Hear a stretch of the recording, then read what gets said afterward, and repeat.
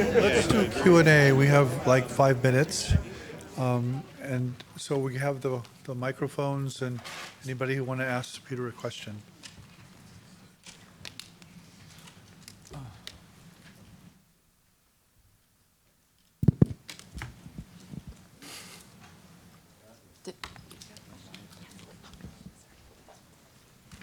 Hi, thanks very much for the talk. I've become a little frustrated with the matter consciousness opposition binary debate football match. The topics of energy, information, and information aren't new. They were brought up yesterday. It seems to me that if we add those in the mix, we could have some more forward creative thinking. And also, energy and information are resonant with ancient belief systems and philosophies and questions in a way that I think would be attractive to humanists among us. But I wanted to ask you if you have come across any really startlingly new approaches, that cut through those dichotomies, or are aware of any sort of ancient approaches that are not sort of the popular. Yeah, just before I answer, I'm not promoting a dichotomy between consciousness and body here. I'm trying to guide us through that it's not a good opposition. As an anthropologist, it's my responsibility to say that I'm not going to talk about non-modern ontologies as if they're ancient. We have these things today, and I'm not attributing this to you personally, but we tend to really misunderstand these things, and we project onto, for want of a better word, indigenous collectives, ancient ways of knowing, which are in historical time, they're very contemporary. And so, of course, as an anthropologist involved with something called the ontological turn, I'm very familiar with a number of cosmologies that could help us navigate better these oppositions.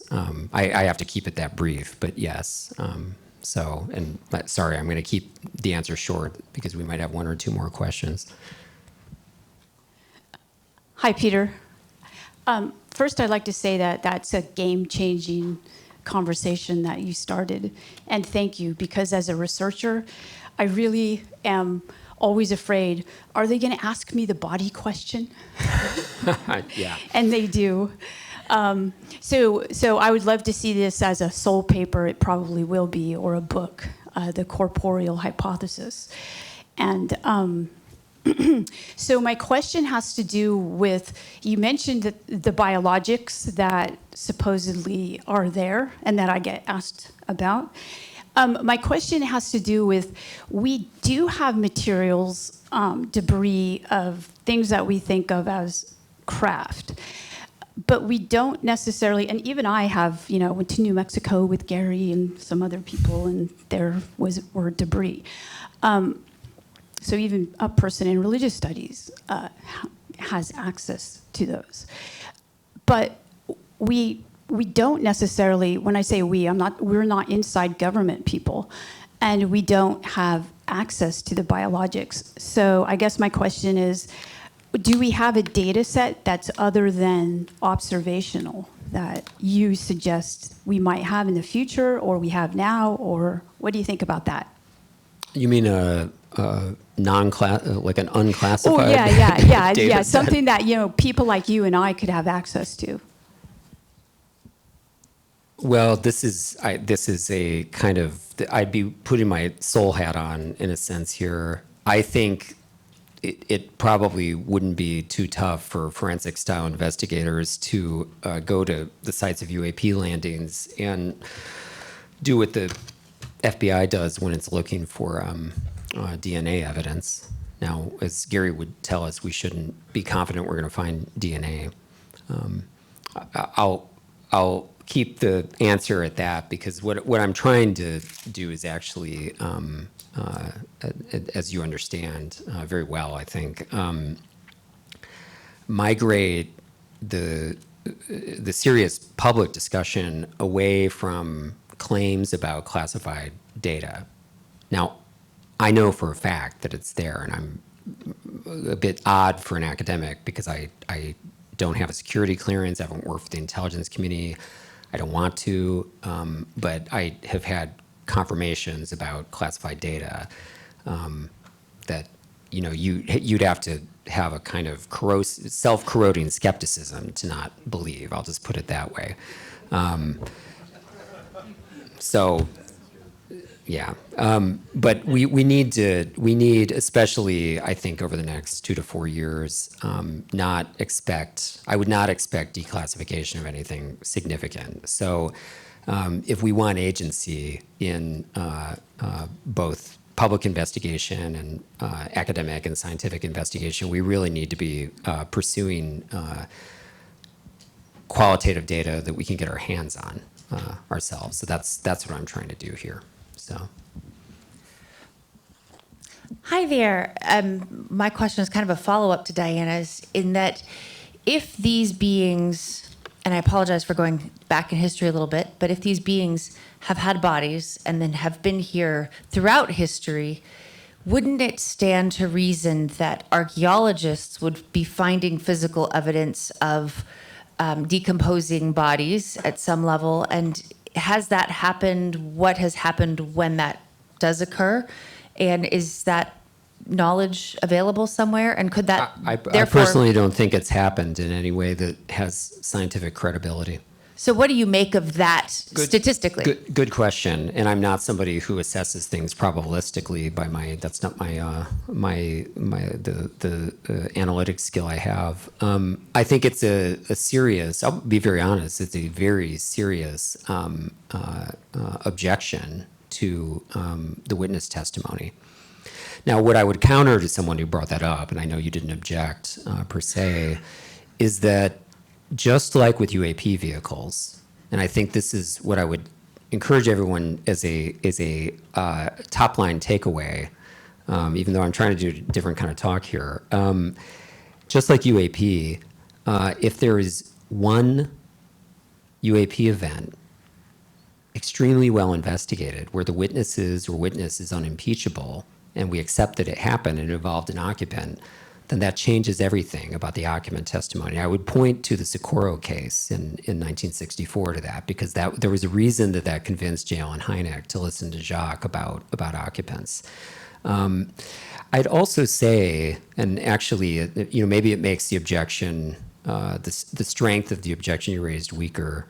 I think we have to remember that Jacques' work, which I utterly admire, and I think is foundational. It's not as strong as people think it is, and we'll get in some trouble for saying this. I think it's not as strong as people think it is with respect to incidents before the 1890s with UAP. It's really difficult unless you have expertise in medieval languages, including East Asian ones in some cases with his stuff, and you have expertise in the iconography of medieval art and so on, to really establish that these things are UAP in the 20th century sense. I'm not saying that some of them probably aren't. I just think that we've got this sort of the other way around, where the first thing people say sometimes is, oh yeah, they've been with us forever, we know this, and I think, I read this stuff and I go, we don't know that at all. What I feel confident about saying is from about the 1940s on and some things in previous decades. I mean, again, it's corrosive skepticism to think there are no tangible UAP objects and some other weirder things that may not be tangible. And so that may apply here. We don't necessarily need to presume that there would be some that it's likely that there's archaeological evidence. So.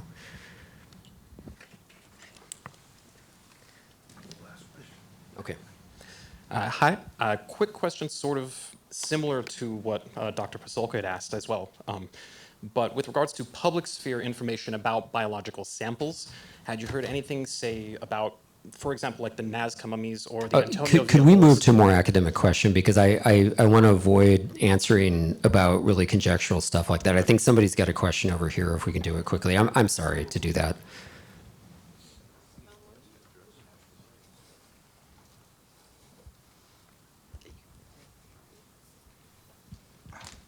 Hi, Peter.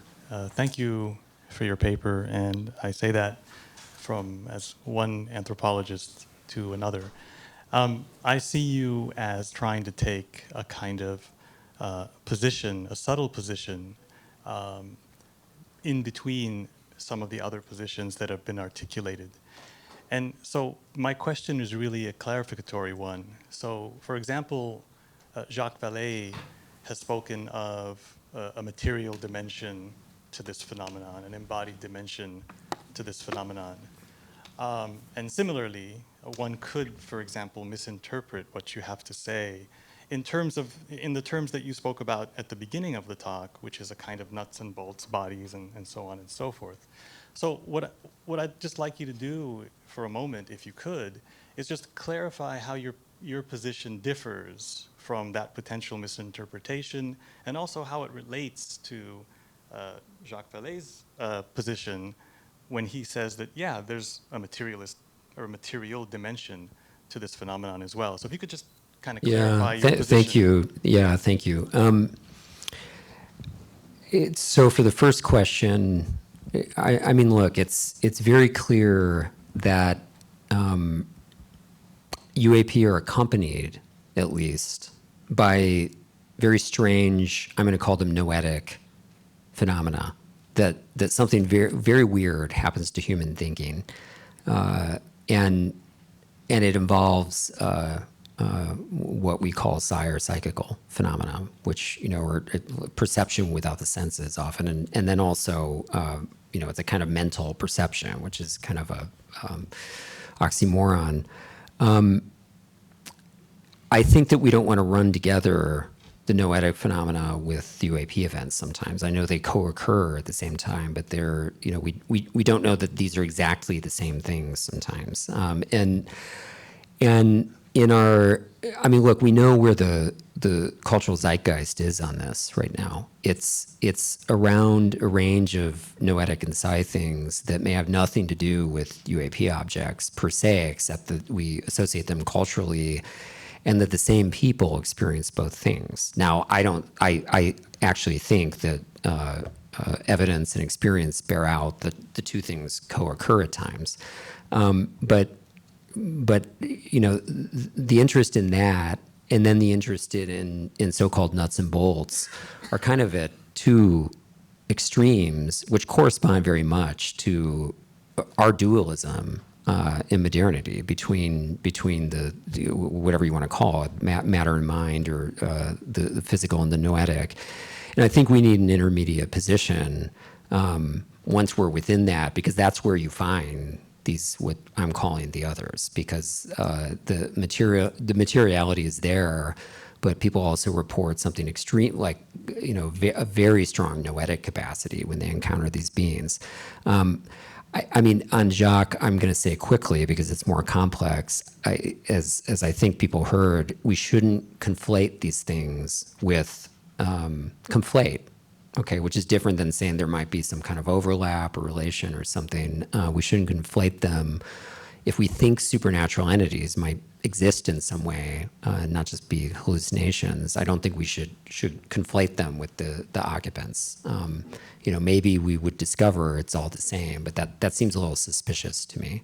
And so to get any progress on the UAP thing, we're throwing out all these hypotheses that we're not going to be able to really carry forward or test unless we look at the very kind of data I'm talking about. That's what I think. So, thank you, and thank you, Jeff.